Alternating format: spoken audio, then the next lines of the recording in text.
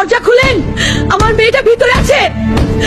2024 সালের 19 মে ঢাকার মিরপুরে ঘটে এমন এক ঘটনা যা কাঁদিয়েছে পুরো বাংলাদেশকে।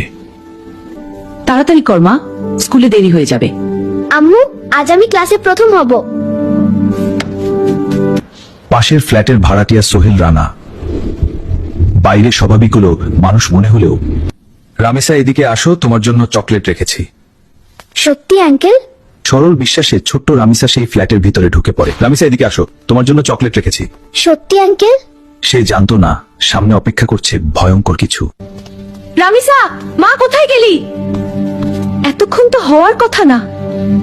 দরজার সামনে মেয়ের জুতা দেখে মায়ের বুক হঠাৎ কেঁপে উঠে, তার মনে ভয় ঢুকে যায়। দরজা খুলেন, আমার মেয়েটা ভিতরে আছে। দরজা খুলেন, আমার মেয়েটা ভিতরে আছে। দয়া করে দরজা খুলেন। বাইরে মায়ের চিৎকার শুনে আতঙ্কে কাঁপতে থাকে ঘাতক।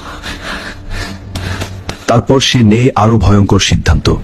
দরজা ভাঙেন, নিশ্চয়ই ভিতরে কিছু হয়েছে। এতক্ষণ দরজা খুলছে না কেন? কিছু একটা হয়েছে ভিতরে, এখনই ভাঙো। বাইরে মানুষের চিৎকার বাড়তেই থাকে, আর ভিতরে আতঙ্কে নিজের অপরাধ লুকানোর চেষ্টা করতে থাকে ঘাতক। সবাই দরজা ভাঙার চেষ্টা করার আগেই গ্রিল কেটে জানালা দিয়ে পালিয়ে যায় সোহেল রানা। কিন্তু তার স্ত্রী স্বপনা পালাতে পারেনি। জনতা তাকে আটকে পুলিশের হাতে তুলে দেয়।